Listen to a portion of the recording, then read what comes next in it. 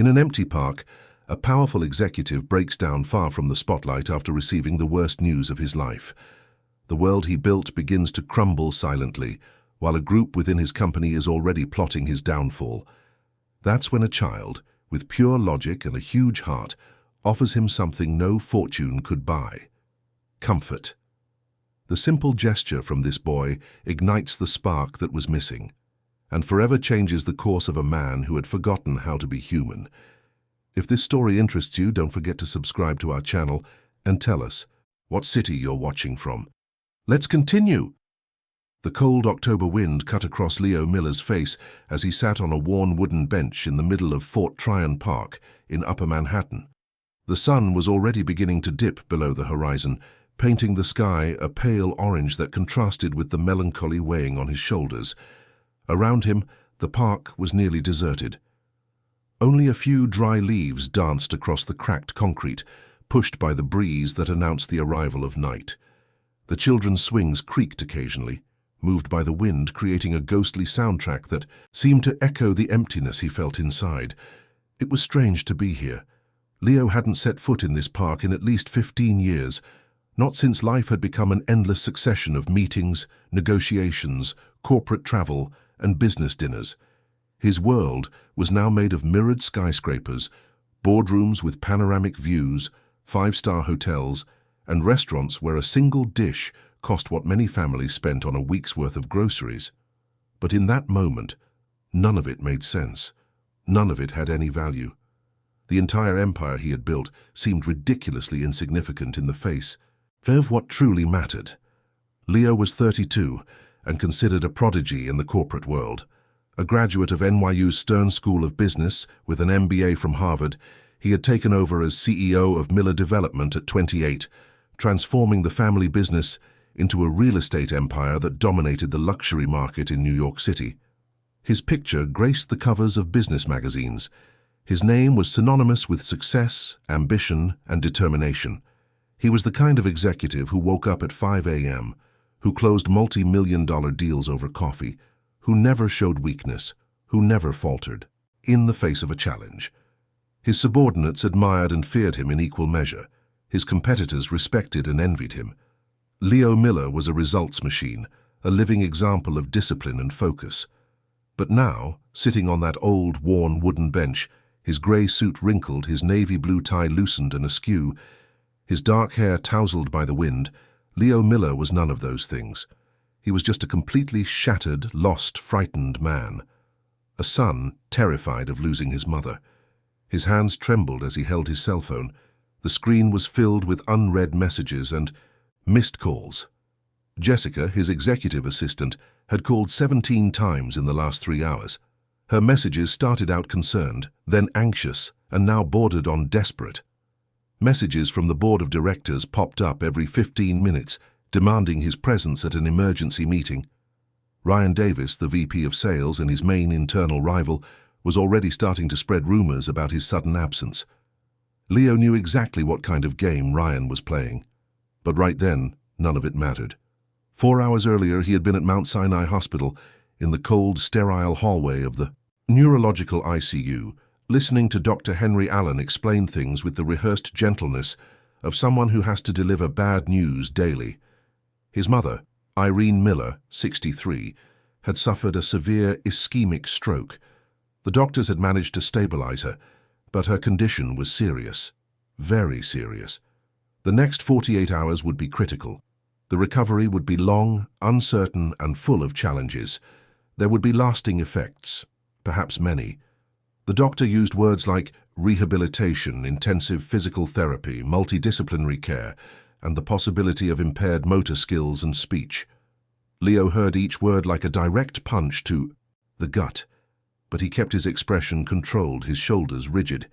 He just nodded his thanks and asked when he could see her. When he finally entered the room, Leo's heart nearly stopped. Irene was lying in the hospital bed, surrounded by monitors that emitted constant, monotonous beeps, with tubes connected to her arms and nose, and IV bags hanging from metal stands. Her face, normally so expressive and full of life, the face that always had a ready smile for him, was too pale, too relaxed, almost unrecognizable. Her eyes were closed, her eyelids still. Her grey hair, always so neatly styled, was spread across the white pillow in a careless way she would never have allowed if she were conscious. Her hands, the hands that had sewn thousands of garments, prepared thousands of meals, dried his tears as a child, and applauded his every achievement, now rested inert on the hospital sheet. She looked so small in that bed, so fragile, so distant, as if she were far away, in a place Leo couldn't reach. He remembered being a child and thinking his mother was the strongest person in the world, capable of solving any problem, of chasing away any fear. Now, seeing her there so vulnerable, Leo felt as if the floor had vanished from beneath his feet. He approached slowly, as if afraid of breaking her with his mere presence. He held her hand, still warm, but lifeless. And it was in that moment, looking at the woman who had been his only true family, that the armor he had built over the years began to crack. Irene Miller never had an easy life. Widowed at 35, after her husband died in a tragic construction accident, she raised Leo alone. She worked as a seamstress in the garment district, waking up before sunrise and coming home after dark, her fingers sore from sewing. Even so, she never let her son go without. There was always a hot meal on the table. His school uniform was always clean and pressed. He had new notebooks at the start of every school year. She saved every penny to pay for private school, turned down invitations from friends, and gave up new clothes for herself, all so Leo could have the opportunities she never had. Leo remembered nights when he would find his mother still sewing in the living room, taking on extra work to earn a little more money. She never complained. She would just smile and say everything was fine. On weekends, she would take him to Fort Tryon Park, the same park where he was now. There she would buy popcorn and ice cream, with the little money left after paying all the bills. The two of them would sit on the benches, just as Leo was sitting now, and watch the other children play, watching the sunset paint the sky with colors that looked like paintings. Irene would tell stories, talk about her dreams for his future, about how special and smart he was, capable of achieving anything he wanted. Leo remembered those moments perfectly.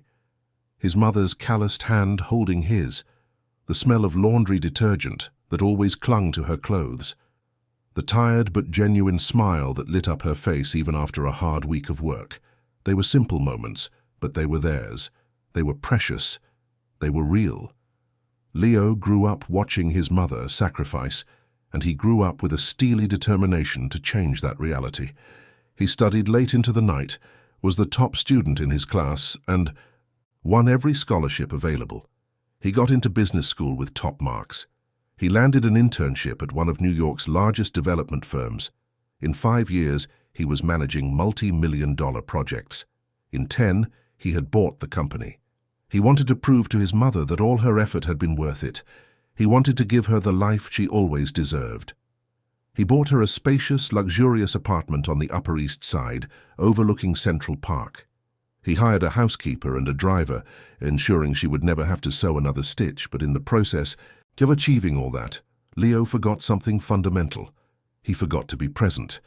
His visits to his mother became more and more infrequent over the years. A quick lunch on Sunday, which he often cancelled at the last minute. A rushed phone call during the week, while waiting in an airport or between meetings, always with ready excuses, justifications that seemed legitimate. An important meeting with foreign investors, an international trip that couldn't be postponed, a contract that couldn't wait, an opportunity that would pass if he didn't act immediately. Work always came first. There was always something more urgent than spending time with his mother. Irene never complained. She always understood, or at least pretended to. She would smile that sweet way, say she was proud of him, that she perfectly understood that an important man like him had responsibilities, commitments that couldn't be ignored. But in her eyes, when Leo really paid attention, there was a silent sadness he preferred not to see. A deep longing for the son she once had, the boy who sat beside her on the park bench, the young man who came home excited to talk about his day at school, to share dreams and fears and plans for the future.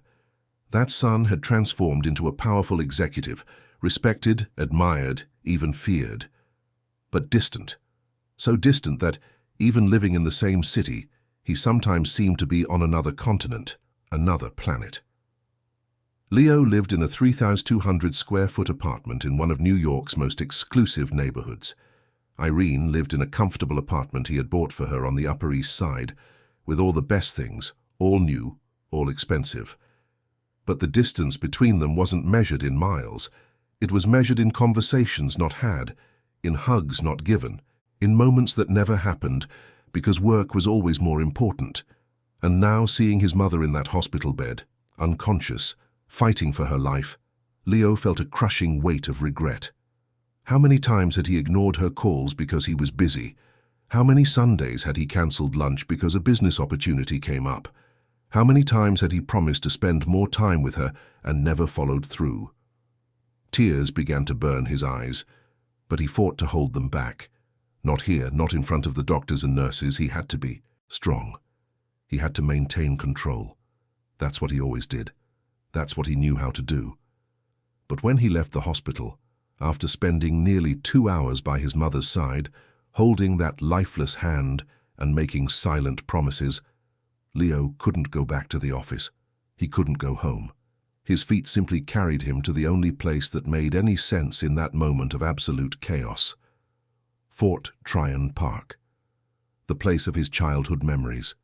The place where, for the last time in his life, he had been just a boy beside his mother, without worries, without masks, without the need to be invincible. Now, sitting on that bench as the afternoon gave way to evening, Leo finally allowed the tears to fall, silent, hot, bitter. He covered his face with his hands, his shoulders shaking with suppressed sobs. There was no one around to see, no one to judge him. For the first time in many years, Leo Miller allowed himself to be vulnerable, and it was terrifying. It was as if the entire structure he had built over the years was collapsing, revealing just a scared, lost man who didn't know how to deal with the possibility of losing the only person who truly loved him unconditionally. The phone vibrated again in his suit pocket. Leo didn't even bother to look. Jessica, probably, or maybe Ryan, eager to take command in his absence. Let them do whatever they wanted. In that moment, Leo didn't care about the company, the contracts, the meetings, the numbers on the spreadsheets. All of it seemed so empty, so meaningless in the face of losing his mother. He took a deep breath, trying to control the sobs, wiping his face with the back of his hand. The park was even emptier now. The lampposts were beginning to turn on, creating yellowish circles on the ground. It was getting colder. Leo pulled his jacket tighter around himself, but it didn't help much. The cold he felt came from within. It was a cold no coat could warm. That's when he heard small footsteps approaching. Leo lifted his head and saw a child. A boy of about 6 or 7, with messy brown hair, wearing a red jacket that was too big for his small frame, faded jeans, and worn-out white sneakers. The boy stopped a few feet, away, watching Leo with the pure, unfiltered curiosity that only children possess.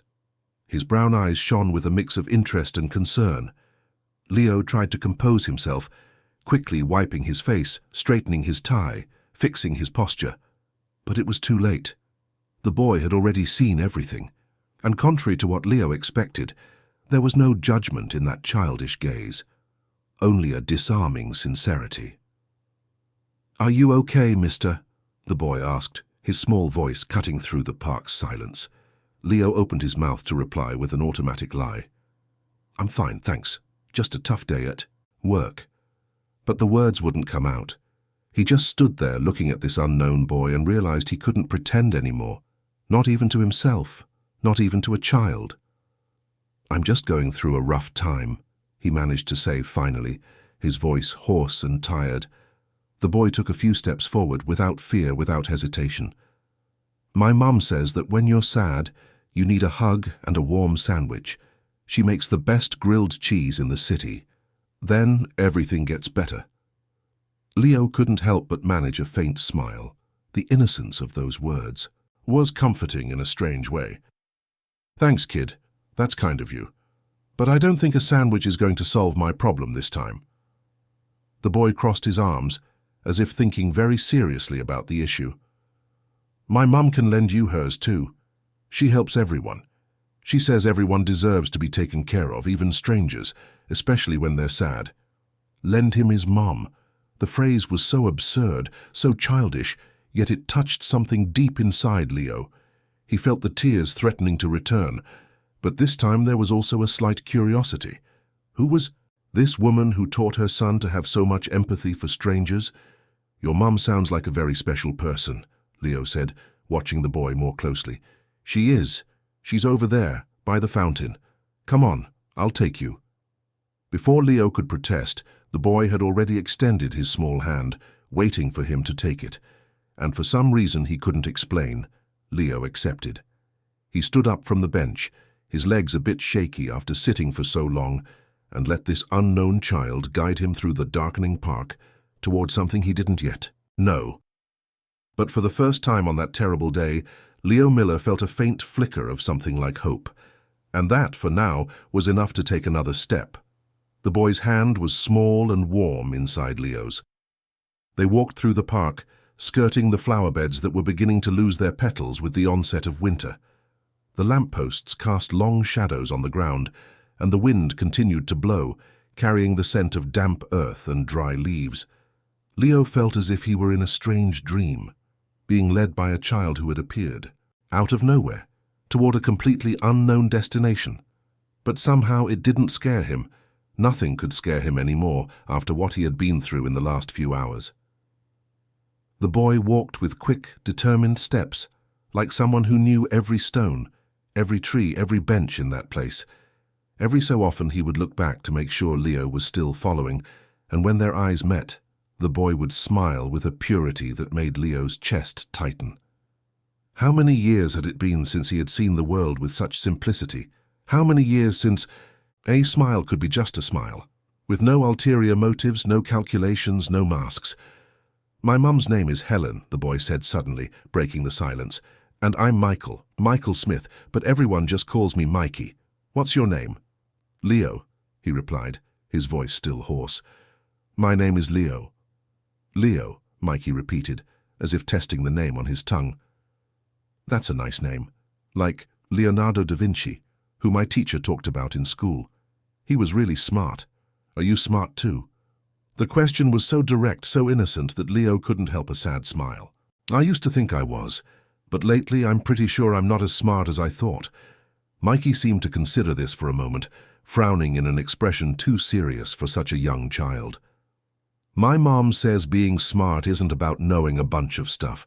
It's about knowing when to ask for help. Are you asking for help? Leo felt a lump in his throat. Not directly, but maybe I am.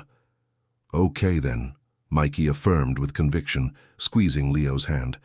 My mom will know what to do. They finally reached the fountain, an old stone structure in the center of a small plaza within the park. The water hadn't flowed in years, a victim of neglect, but the place still held a certain melancholic charm. And there, sitting on one of the concrete steps surrounding the fountain, was a woman. Helen Smith had a simple appearance, but there was something about her that immediately drew your attention. She must have been around 38, maybe 40. Brown hair tied in a low bun, a few grey strands already showing at her temples.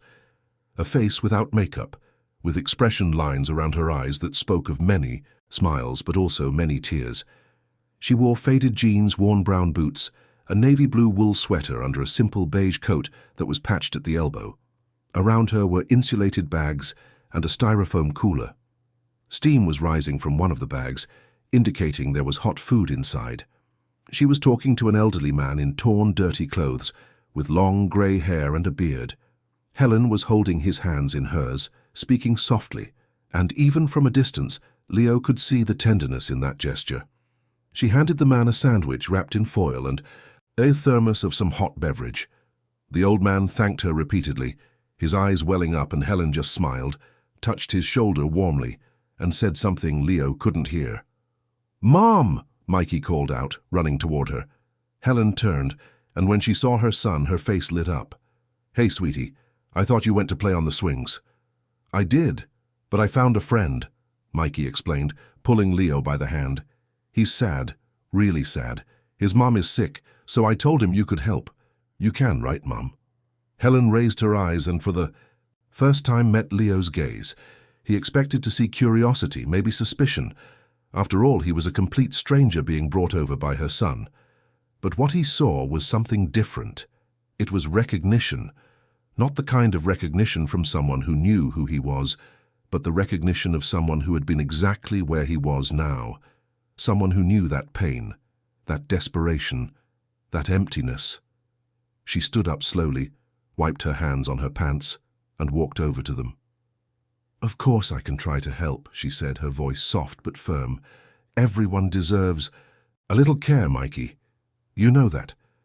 She looked at Leo again, and this time there was such a genuine kindness in her brown eyes that he felt the tears threatening to return. "Want to sit for a bit?" Helen asked, gesturing to the steps around the fountain. "I have grilled cheese and coffee. It's not much, but it's warm, and this night is bone-chillingly cold." Leo just nodded, unable to form words. They sat down, Mikey on one side, Helen on the other, and Leo in the middle, feeling strangely protected by these two people who were complete strangers to him. Helen opened the insulated bag and took out a sandwich wrapped in foil and a plastic mug. She poured coffee from the thermos, the dark liquid steaming in the cold night air, and handed it all to Leo. "Thank you," he managed to say, his voice breaking slightly. "No need to thank me," Helen replied, sitting beside him. "We do what we can with what we have, right?" Leo took the sandwich, still warm, and took the first bite. It was simple, just bread, butter, and melted cheese, probably made on a portable griddle he saw in the cooler. But it was delicious. Or maybe it was just because he hadn't eaten anything since breakfast, which felt like an eternity ago. Or maybe it was because, for the first time all day, someone was taking care of him, without even knowing him. Mikey snuggled up next to Leo, leaning his small body against him as if they were old friends. "See? My mom makes the best grilled cheese in the city. I told you everything would get better." Leo smiled, a genuine expression that surprised even himself. "You were right, Mikey." Helen watched the scene in silence, and when Leo looked up at her, he saw she was studying his face intently. But it wasn't an invasive or curious gaze. It was the look of someone trying to understand the depth of the pain he was carrying, to know how best to help. "Mikey told me about your mother," she said softly. "I'm so sorry you're going through this." Leo swallowed hard, clutching the coffee mug between his hands. "She had a stroke. She's in the ICU. The doctors say the next 48 hours are critical. I just needed to get out of there for a while. I couldn't stand being in those hallways anymore, hearing those beeps, smelling that hospital smell. I needed to breathe." "That's understandable," Helen affirmed. "Sometimes we need space to process things, to feel what we're feeling without worrying about keeping up appearances." Leo looked at her, surprised. That was it, exactly. That was exactly what he was feeling. How did she know? "Do you do this often?" he asked, gesturing to the bags around them. "Feed people in the park." Helen shrugged, a simple gesture that said a lot. "I do what I can. There are a lot of people who need a hot meal, a kind word, someone to look at them like they matter. It's not much, but it's what I know how to do." "How long have you been doing this?" "About 3 years," she replied, looking up at the dark sky. "I started after my life completely changed, after I lost everything I thought was important." Leo felt his curiosity piqued. "Lost everything?" Helen was silent for a moment, as if deciding how much to share. Then she sighed and said, "I had a business. Nothing huge, but it was mine, a small bakery that grew into a chain with 5 locations in New York. I had employees, contracts, suppliers, everything in order. I thought I was in control of everything." She paused, looking at Mikey, who was now playing with small stones on the ground, oblivious to the adult conversation. "Then my marriage fell apart. My ex-husband was a partner in the business. When it was over between us, he took half of everything, his share. But he also took some key clients, revealed trade secrets to competitors, sabotaged contracts. In 6 months I was bankrupt. I lost the stores, the house, the car, the life I had built for 15 years. Leo was silent, absorbing every word. He knew these kinds of stories. He had seen companies crumble in the corporate world, but he had never stopped to think about the people behind the numbers, the bankruptcies, the falls. "And what did you do?" he asked quietly. Helen smiled, but it was a sad smile, heavy with painful memories. "At first I panicked. I cried a lot. I was angry. I blamed myself for trusting the wrong person, for not seeing the signs, for not protecting myself better.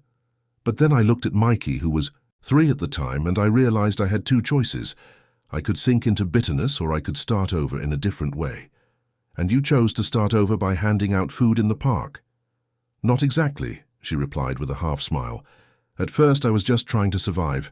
I got a job at a bakery in the garment district. I worked from 4 a.m. to noon. In the afternoons I took care of Mikey. The money barely covered rent for a small apartment and food. But one day, coming home from work, I saw a man digging through the trash looking for something to eat, and something inside me just broke. Why? Because I realized the only difference between me and him was luck. Pure luck. If I hadn't gotten that job, if I hadn't had the strength to get out of bed in those first few months, I could have been there in his place. And I realized there were people living that every day, invisible people, people society just ignores." "So you decided to do something?" Helen nodded. "I started by bringing leftover sandwiches from the bakery. Then I started making them at home with what little I had. And I realized it wasn't just the food they needed. It was someone to look them in the eye, someone to treat them like human beings, not problems to be ignored. And that saved me too. It gave me a new purpose. It made me realize that success isn't having 5 stores and a full bank account. Success is going to sleep knowing you made a difference in someone's life, even if it's a small one." Leo was quiet, digesting her words. He had spent years chasing the exact opposite of that. For him, success had always been measured in numbers: revenue, profit, stocks, contracts. The more the better. And now, sitting there, listening to this woman who had lost everything but found something far more valuable, he felt small. "I never stopped to think about that," he admitted. "I always thought the important thing was to build, to grow, to conquer. That weakness was something to be hidden, not shown." Helen looked at him with understanding. "The corporate world teaches you that, doesn't it? That you have to be strong all the time, that you can't falter, that if you show vulnerability, someone will use it against you." "Exactly, and I was very good at it. I was so good at being strong that I forgot how to be human." "Being human means feeling, Leo. It means crying when you need to cry. It means asking for help when you can't do it alone. It means recognizing that we weren't made to carry the world on our shoulders without ever breaking. But if I break, everything falls apart. The company, the people who depend on me, the contracts, everything. And if you don't break now, you'll break later, and then it really will be too late. The question isn't if you'll break, Leo. The question is if you'll let someone be there to help you pick up the pieces when it happens." Leo felt the tears fall again, but this time he didn't fight them. He let them come, hot and liberating. Helen reached out and touched his shoulder, a simple gesture that meant so much. "You're not alone, and your mother is going to need you to be whole when she wakes up. Not the executive version of you, the human version, the son." They sat there in silence for long minutes. Psyche had come back and sat on Helen's lap, resting his head on his mother's chest. Leo drank his coffee, now lukewarm, and let Helen's words echo inside him. Meanwhile, far away in the offices of Miller Development, Jessica Olsen was on the verge of a nervous breakdown. She had tried calling Leo countless times, sent dozens of messages, even considered calling the police. But something stopped her. She had known Leo for 6 years. She knew when he was just busy and when something was truly wrong. And on that day, everything was wrong. Ryan Davis had called an emergency board meeting without Leo present, claiming the CEO was unfit to make decisions at the moment. Jessica knew it was a coup. Ryan was taking advantage of Leo's absence to seize control, and the worst part was she couldn't do anything to stop it. She looked at her phone one more time. The last location she could track from his corporate car's GPS was the hospital. After that, nothing, as if he had simply vanished. But Jessica wasn't going to give up. She knew Leo. She knew he was hurting. And more than an executive assistant, she was his friend. one of the few people who knew the man behind the ruthless executive. She grabbed her coat, her car keys, and left the office. She was going to find him, even if she had to search all of New York City. Back in the park, Leo finally felt ready to go back. Not to the company, not to the meetings, but to the hospital, to his mother's side, where he should have been all along. "Thank you," he said to Helen and Mikey. "Thank you for reminding me what really matters." Helen smiled. "Come back any time. We're always around. We're always here." Leo stood up, straightened his wrinkled suit, and for the first time in hours felt that maybe he could face what was coming. He wasn't healed. He wasn't okay. But he was a little less broken. And for now, that was enough. The return to Mount Sinai Hospital was different from his departure. Leo called an Uber, not wanting to call the company driver and have to explain himself. During the ride, he looked out the window, watching the city illuminated by the nightlights. New York never slept, always moving, always accelerating, always demanding more. But for the first time in years, Leo didn't feel the pressure to keep up with that frantic pace. He just felt the need to be by his mother's side. When he arrived at the hospital, it was past 10 p.m. The hallways were quieter, with less movement from doctors and nurses. Leo went straight up to the neurological ICU on the 7th floor, showing the visitor's pass he had received earlier. The nurse on duty, a young woman with brown hair pulled back in a tight bun, recognized him immediately. "Mr. Miller, it's good you're back. Your mother showed a slight improvement about an hour ago. Her vital signs have stabilized. Dr. Allen will be pleased to know you're here." Leo felt his heart race. An improvement. Small, but an improvement. It was more than he had dared to hope for. "Can I see her?" "Of course. But remember, she's still unconscious. It might take a while for her to fully wake up, but talking to her helps. Patients in a coma can often hear what we say." Leo nodded and walked to the room. When he entered, everything was exactly as he had left it. The monitors continued their rhythmic beeps. The tubes were still connected. The soft lighting of the room cast shadows on the white walls. But now, seeing his mother there, Leo didn't just feel despair, he felt hope. He pulled the chair close to the bed and sat down, taking Irene's hand in his. Her skin was warmer than before, which he took as a good sign. Her nails were well manicured, painted with a light pink polish she had probably gotten last week, when everything was still normal, when life was still following its predictable course. Leo took a deep breath, filling his lungs with the cold, sterile hospital air, and began to speak, his voice low but firm, filled with emotions he was finally allowing himself to feel. "Hi, Mom. It's me, Leo. I know you might not be able to hear me, but I need to say some things. Things I should have said a long time ago. But I always thought I'd have more time, that I could put these conversations off for another day, for when I had less work, fewer commitments, fewer excuses." He paused, feeling the words forming in his chest, pushing to get out with an urgency he had never felt before. "I'm so sorry, Mum. I'm sorry for drifting so far away, for letting weeks go by without seeing you, for reducing our relationship to quick phone calls and empty text messages, for letting work, the company, the deals, the money become more important than you, for missing so many Sundays, so many family lunches, so many conversations we could have had over coffee in your kitchen." Leo's eyes began to burn with tears, but he didn't fight them this time. He let them come, let them stream freely down his face. "I thought I was doing everything right. Mum, I thought giving you a comfortable life, a beautiful apartment was enough. But it wasn't, was it? Because what you really wanted was to have your son around, to see me more than once a month, to really talk to me, to share the simple things in life. And I took that away from you. I took that away from both of us."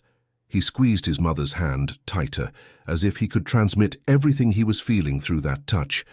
"But I promise, Mom, I promise that when you wake up, and you are going to wake up, things will be different. I'll be different. I'll learn to balance things better. I'll be present. I'll be the son you deserve, not just the successful executive everyone applauds." Leo stayed there for almost 2 hours, talking to his mother, telling her about his day, about Mikey and Helen, about the things he had realized. And slowly, in that quiet room, he felt something inside him begin to heal. Not completely, not overnight, but a little. Enough for him to know he was on the right path. Meanwhile, at Fort Tryon Park, Jessica Olsen finally arrived after a tireless search across the city. She had gone to Leo's apartment first, ringing the doorbell repeatedly with no answer. Then she went to the office, searching every room, every corner, hoping to find him locked in a meeting room. She tried the places he used to frequent, the gym where he worked out, the Japanese restaurant where he often had lunch, even the bookstore where he sometimes bought business books. Nothing. It was then that, in desperation, she remembered something Leo had mentioned once, during a rare personal conversation years ago, when they were still building the professional relationship they had today. He had talked about his childhood, about weekends at Fort Tryon Park with his mother, about how that place had been a refuge during difficult times in his life. It was a long shot, a remote possibility, but Jessica had nothing else, no other leads, nowhere else to look. The park was nearly empty when she arrived, with only a few late-night visitors still walking along the paths lit by yellow lampposts. The night chill had intensified, and Jessica could see her own breath forming small clouds of vapor in the air. She parked her car near the main entrance and got out, pulling her grey wool coat tighter around herself to ward off the cold wind blowing through the trees. She walked aimlessly at first, the heels of her shoes echoing on the concrete, looking for any sign of Leo, any indication that he had been there, until she saw a woman with a small boy packing up insulated bags and organizing a cooler near an old, non-functioning fountain. Jessica approached hesitantly. "Excuse me, sorry to bother you. Have you by any chance seen a man around here, tall, dark hair, probably wearing a grey suit?" Helen looked up and studied Jessica for a moment. "Seen him? No, but I talked to him. He was very shaken up. He was here for a while and then left." Jessica felt immense relief wash over her. "Is he okay? I mean, is he physically okay?" Helen nodded. "Physically, yes. Emotionally, he's in a lot of pain. His mother is in the hospital." "I know," Jessica said, her voice weaker than she intended. "I've worked with him for years. I'm worried. He just disappeared after leaving the hospital, not answering messages, not taking calls. Sometimes people need time alone to process things," Helen mused. "He seemed to be doing better when he left, said he was going back to the hospital." Jessica sighed in relief. "Thank you. Thank you so much." She started to leave, but Helen called her back. "Are you close to him?" "I'm his executive assistant, but I also consider him a friend. One of the few true friends he has, actually." Helen nodded, understanding. "Then be patient with him. He's going through a transformation, and transformations are painful, but necessary." Jessica looked at the stranger and saw genuine sincerity in her eyes. "I will be. Thank you." She returned to her car and drove straight to the hospital. She had to see with her own eyes that Leo was okay. When she reached the ICU, the nurse was initially hesitant to let her in, but Jessica insisted it was urgent. Finally, she got permission to at least speak with Leo in the hallway. When he came out of the room, Jessica was shocked by what she saw. Leo's eyes were red and swollen from crying. His suit was completely wrinkled, and his tie hung loosely around his neck. But there was something different about him, a vulnerability she had never seen before. And paradoxically, it made him look stronger, not weaker. "Leo," she said softly, approaching him. "I was worried about you." Leo looked at her as if he were returning from a great distance. "Jessica, I'm sorry I didn't answer. I needed some time." "I know, I get it." She hesitated before continuing. "But I have to warn you. Ryan called an emergency board meeting. He's saying you're unfit to lead right now. He's trying to take control." Leo was silent for a moment, processing the information. A part of him, the part that had been trained and molded by years in the ruthless corporate world, wanted to feel rage, to explode with indignation, to go back to the office immediately and put Ryan in his place with all the force and authority he had as CEO.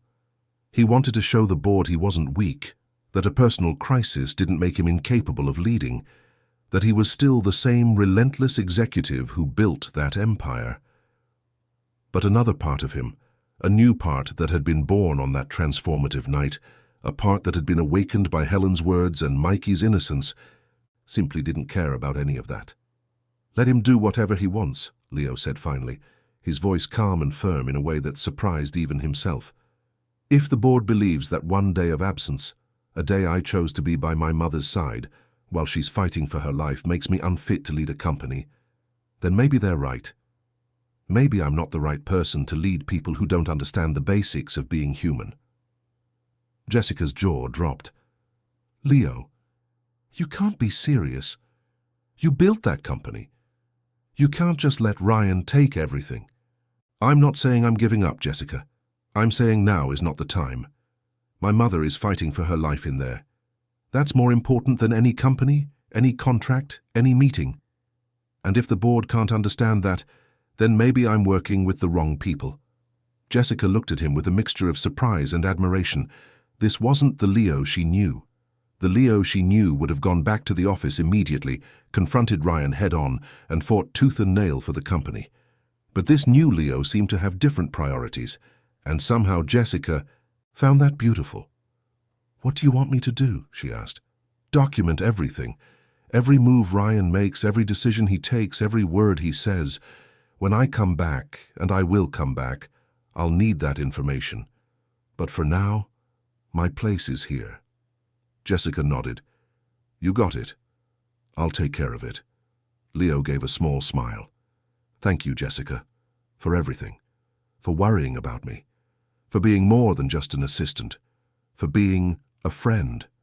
"Always," she replied, touching his arm. "And Leo, your mom is going to be okay. She's strong. She raised.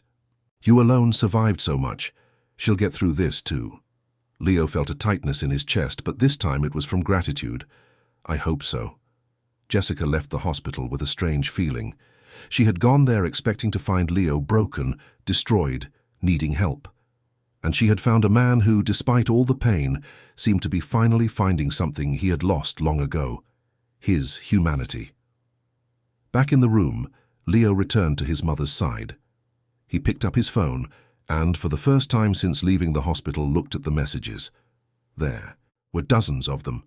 From the board, from Ryan, from clients, from business partners, all wanting to know where he was, why he wasn't responding, demanding his presence, his attention, his decisions. Leo read each one calmly and then did something he had never done before. He ignored them all. He simply let them go unanswered, because in that moment none of it mattered. The only thing that mattered was lying in that hospital bed, fighting to come back. He went back to holding his mother's hand and continued talking to her, telling stories from his childhood, recalling moments that hadn't come to mind in years. And it was in that moment of deep connection that something extraordinary happened. Irene's fingers moved. It was an almost imperceptible movement, so subtle that Leo thought he had imagined it. But then it happened again. A slight squeeze on his hand, weak but present. Real. Leo's heart pounded. "Mom, Mom, if you can hear me, squeeze my hand again." And she squeezed. Fainter than before, but without a doubt, she squeezed. Leo pressed the call button for the nurse, his hands trembling with emotion. When the nurse came in, he could barely form the words. "She moved, she squeezed my hand." The nurse checked the monitors immediately and smiled. "Her vitals are improving. I'll call Dr. Allen." "This is very good, Mr. Miller. It's an excellent sign." Leo sat back down, this time with tears of relief streaming down his face. She was coming back. His mother was fighting. She was coming back to him. And he would be there by her side every step of the way, because he had finally learned what really mattered in life. It wasn't the multi-million-dollar contracts, the buildings that bore his name, the magazine covers, or the accolades of the corporate world. It was this. It was being present for the ones you love. It was holding someone's hand when they need it most. It was choosing love over ambition, presence over success, humanity over the perfect machine the world expects you to be. And as he held his mother's hand, feeling those small movements that meant everything, Leo Miller began to understand that sometimes losing control of everything is necessary to finally find what you really need to control: yourself, your priorities, your heart. Outside, the city continued its frantic pace. In the offices of Miller Development, Ryan Davis celebrated his premature victory, convinced that Leo had crumbled and wouldn't be back. But Ryan didn't know that sometimes you have to fall apart completely to rebuild yourself the right way. And Leo was just beginning that reconstruction, one that would be far more solid than anything he had built before, because this time the foundation was true. The next 3 days were a roller coaster of emotions, hopes, and small victories that felt like miracles. Irene began to show more consistent signs of improvement. On the second day after the stroke, she opened her eyes, for the first time still confused and disoriented, but awake. Leo was by her side when it happened, and the moment his mother's eyes met his was something he would never forget. There was recognition in that gaze. There was love. There was the same strength that had always characterized the extraordinary woman who raised a son alone against all odds. "Leo," was the first word she managed to say, her voice hoarse and weak, but unmistakable. Leo held her hand tighter, tears streaming freely down his face. "I'm here, Mom. I'm here and I'm not leaving your side." Dr. Allen explained that the recovery would be slow and would require a lot of work. There would be physical therapy, speech therapy, occupational therapy. The right side of Irene's body was partially impaired, making it difficult to move her arm and leg. Her speech was a bit slurred, the words not coming as easily as before. But she was alive, she was conscious, she was fighting, and Leo would be by her side every step of the journey. During those 3 days, Leo practically lived at the hospital. He even slept in the room's recliner a few nights, refusing to go home. Jessica brought him clean clothes, food, everything he needed. She became not just his assistant, but his bridge to the outside world he had temporarily abandoned. And what a world it was. Ryan Davis had used Leo's absence to consolidate his coup. With the help of 3 board members who had always been his allies, he managed to pass an emergency vote declaring Leo temporarily removed for reasons of mental health and emotional instability. It was a dirty, unethical move, but technically legal under the company's bylaws. Ryan took over as interim CEO with almost absolute power. Jessica tracked every move, documented every decision, every word spoken in meetings. She knew Leo would need all of it when he decided to return, but for now, he was exactly where he needed to be. On the 3rd day, when Irene could stay awake for longer periods and had regained a bit more of her speech, she looked at her son with that expression only mothers have, that mix of concern and deep knowledge. "Leo, you've been here for days. What about work? The company?" Leo smiled, taking her hand gently. "The company can wait, Mom. You're more important." Irene frowned, a gesture Leo knew well. It meant she was about to say something important. "Son, I know you. I know how hard you fought to build that company. I don't want you to lose everything because of me. Mom, I'm not going to lose anything that really matters, and if I lose the company, I'll build another one, but you, I only have one of you." Tears welled up in Irene's eyes. "When did you get so wise?" "I learned from a very special woman I met in a park a few days ago. Actually, there's someone I'd like you to meet when you're feeling better." That afternoon, after making sure his mother was stable and resting comfortably, Leo decided to do something he had been planning since day one. He needed to go back to Fort Tryon Park. He needed to thank Helen and Mikey properly, not just with words but with actions. He left the hospital for the first time in 3 days, feeling the sunlight on his face, the fresh afternoon air. He stopped at a toy store on the way and bought something special for Mikey. Then he went to a flower shop and chose a simple but beautiful bouquet. He didn't want to show up with expensive, ostentatious gifts. Helen wasn't that kind of person. She would appreciate the simplicity, the gesture, not the material value. When he arrived at the park, it was late afternoon, almost the same time he had been there 3 days ago, when his life was falling apart. But now it was different. He still had worries, still had challenges ahead, but he was no longer lost. He had found something fundamental that he had forgotten over the years. He had found himself. Helen was in her usual spot, near the fountain, handing out sandwiches and talking to people in need. Mikey was playing nearby, building something with twigs and stones. When the boy saw Leo, his face lit up. "Leo!" he shouted, running toward him. "You came back!" Leo knelt to the boy's level, opening his arms. Mikey threw himself into a tight hug, and Leo felt something warm his chest. "Hey, champ, I came to thank you and your mom for everything." "Is your mom better?" Mikey asked, his eyes shining with curiosity and hope. "She is much better, thanks to you two." Helen approached, wiping her hands on a cloth. "It's good to see you again, Leo, and looking much better than last time."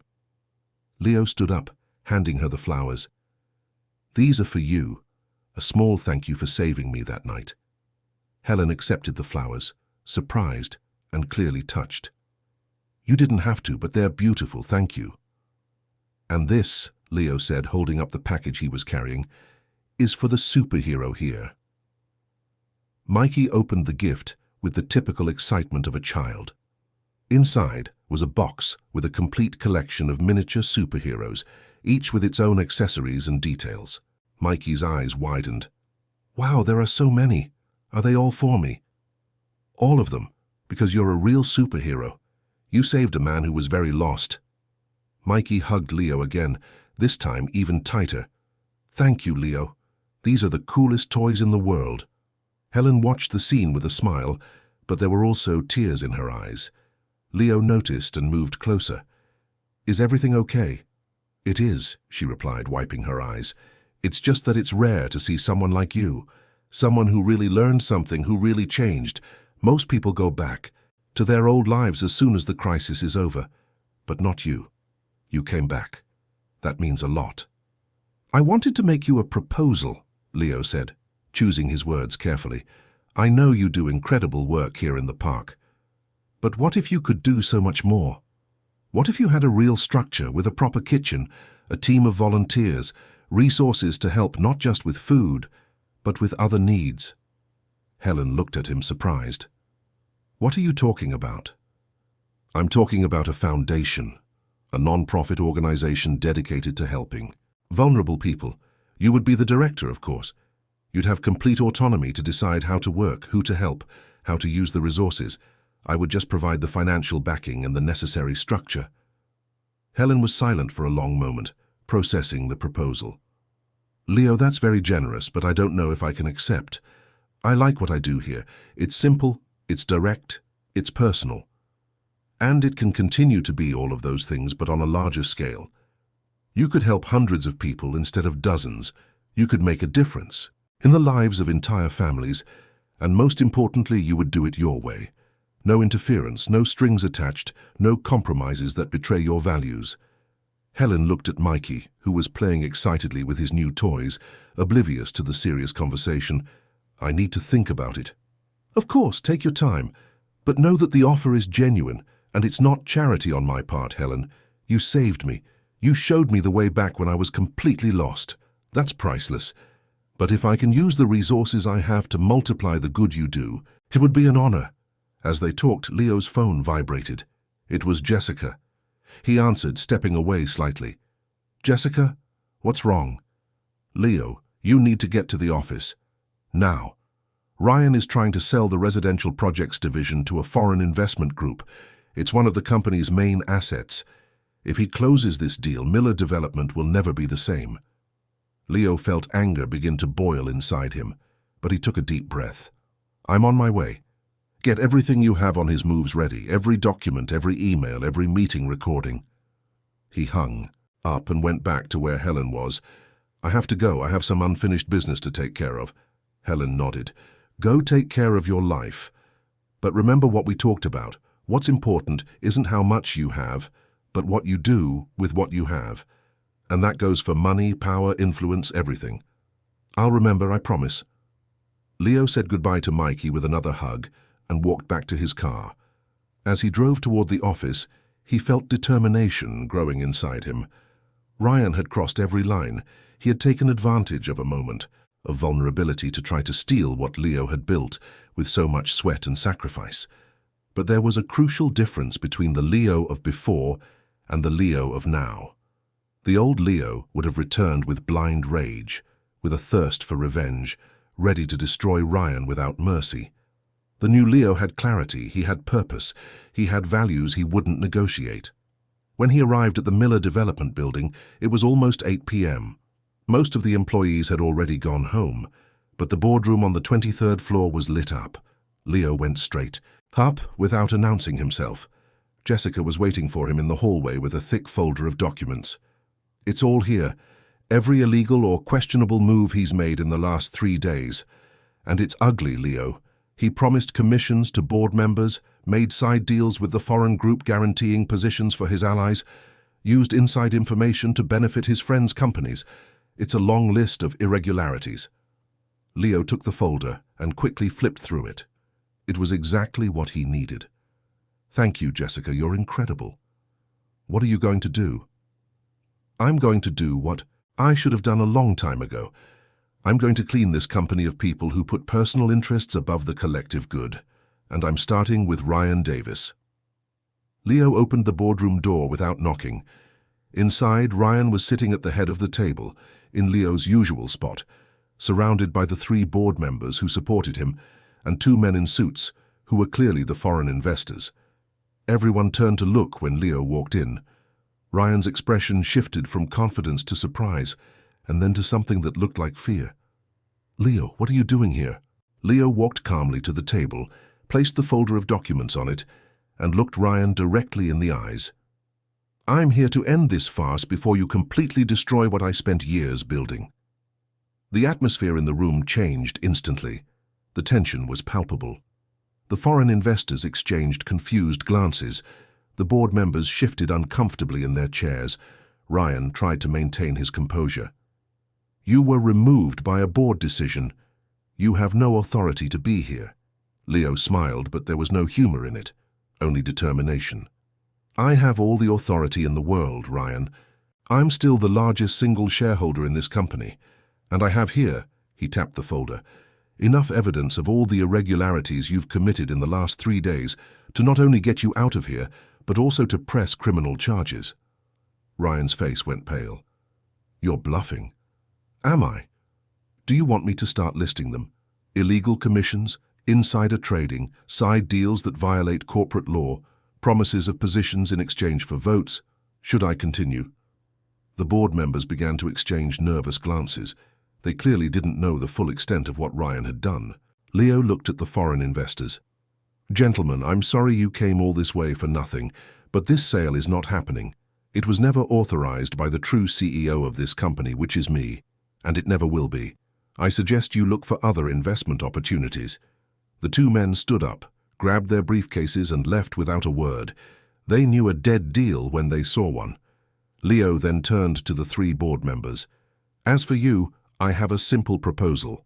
Resign from your board positions immediately and voluntarily, and I won't make the irregularities you participated in public, or refuse, and I will sue each of you individually, with all that implies in terms of professional reputation and legal consequences.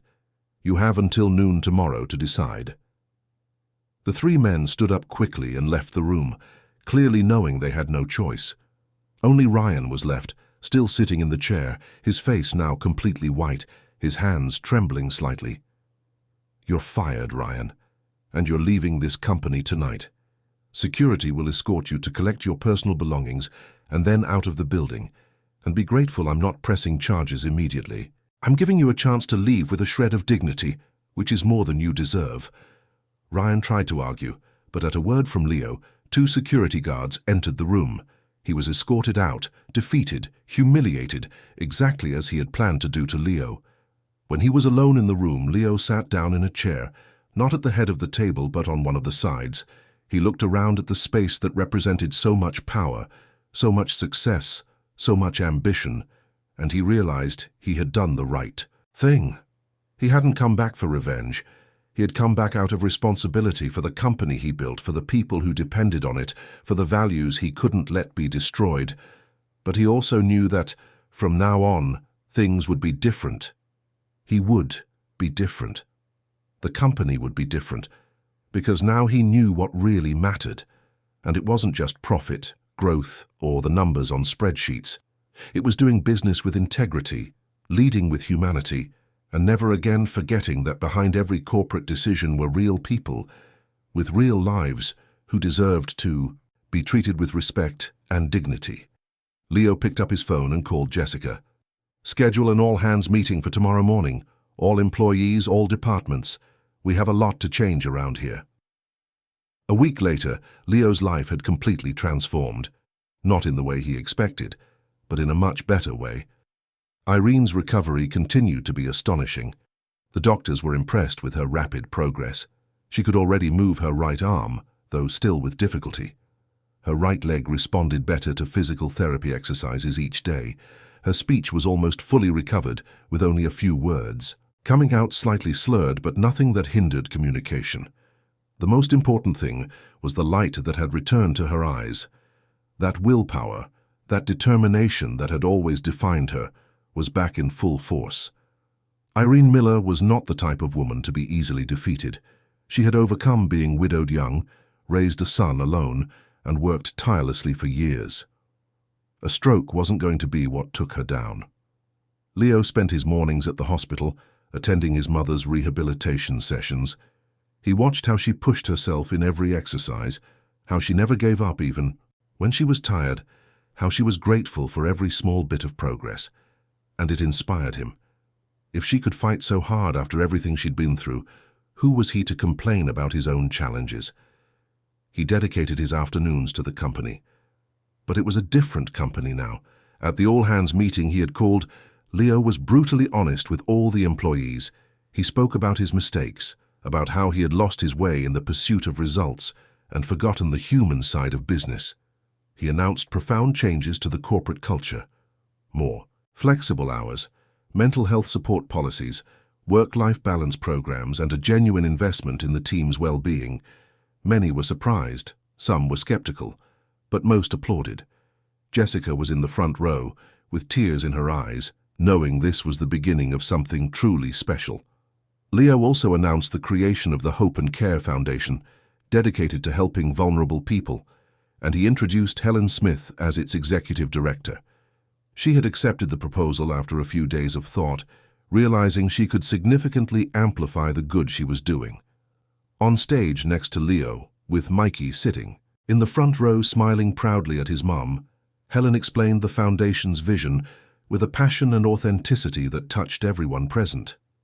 On the 10th day after the stroke, the doctors authorized Irene to have visitors outside the immediate family circle. Leo knew exactly who he wanted the first visitor to be. He called Helen and invited her and Mikey to the hospital. He wanted his mother to meet the people who had saved him. When Helen and Mikey entered the room, Irene was sitting up in bed wearing a light blue blouse Leo had brought from home, her hair neatly combed, a welcoming smile on her face despite her evident physical fragility. "Mom," Leo said, "these are the people I told you about, Helen and Mikey. They found me when I needed it most." Irene extended her left hand, the one that worked better, to Helen. "It's a pleasure to meet you. My son told me everything you did for him that night. I don't have the words to thank you." Helen took her hand warmly. "Actually, it was Mikey's idea. He saw your son was sad and wanted to help. Children sometimes see things we adults miss." Mikey shyly approached the bed. "Hi, Mrs. Miller. Leo told me you're very brave, that you raised him all by yourself and worked really hard to give him a good life." Irene's eyes welled up. "And you're the boy who offered to lend his mom to take care of my son." "That's me," Mikey replied with the sincerity of a child. "But you don't have to give her back. We can share. My mom says the more you share love, the more love you have." The simple but profound sentence echoed in the room. Leo saw the two women exchange a look, and something special happened in that moment. A mutual recognition. They were both mothers who had fought alone to raise their children. They both knew the weight of responsibility, of constant worry, of the unconditional love that asks for nothing in return. "You have a wonderful son," Irene said to Helen. "And you raised a good man, even if he got a little lost along the way," Helen replied with a gentle smile. "But he found his way back. And that's what matters." They talked for almost an hour. Helen told her story about losing her business, about finding a new purpose.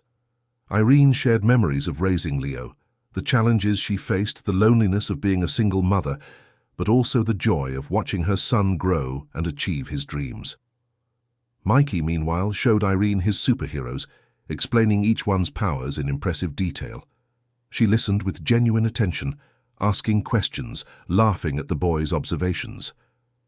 Leo watched it all from the corner of the room, his heart overflowing with gratitude.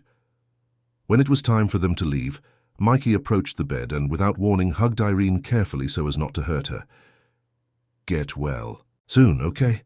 Because when you get out of here, we're going to the park. Me, you, Leo, and my mom. We're going to eat popcorn and watch the sunset. Leo told me you used to do that when he was little." Irene hugged the boy back, the tears finally escaping. "I would love that, sweetie. Thank you so much for taking care of my son when I couldn't." After Helen and Mikey left, Irene looked at Leo with that maternal expression that says everything without needing words. "You found special people, son." "I did, Mom, and they reminded me of things I had forgotten. Things you always tried to teach me, but I was too busy to listen.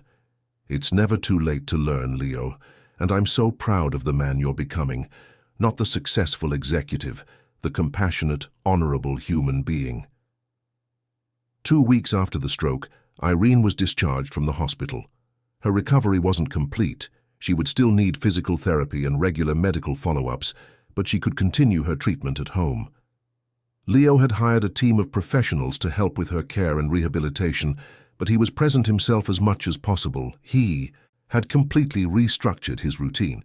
He worked from 9 to noon at the office, had lunch with his mother, spent the afternoon caring for her or accompanying her to therapy, and only returned to the office when necessary. Jessica took on more responsibilities, becoming a de facto vice president, and she was loving the challenge. On the first Saturday after her discharge, Leo organized the outing Mikey had suggested. He, Irene in a wheelchair she used for longer distances, Helen and Mikey went to Fort Tryon Park together. It was a beautiful sunny day, a cloudless blue sky and a pleasant temperature. They bought popcorn and ice cream just as Irene used to do when Leo was a child. They sat on the same benches where it had all begun, where Leo had been completely shattered and found 2 generous souls who took him in without judgment.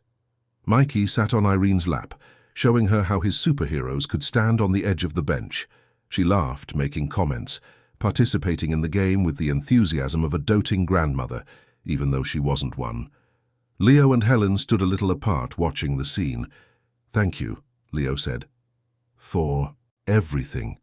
For taking me in when I was a desperate stranger, for showing me what really matters, for agreeing to run the foundation. No need to thank me. You gave us something precious too, an opportunity to make a difference on a larger scale. And you showed me that there are still good people in the business world, people who haven't lost their humanity despite their success." "I had lost it," Leo admitted, "but you helped me find it again."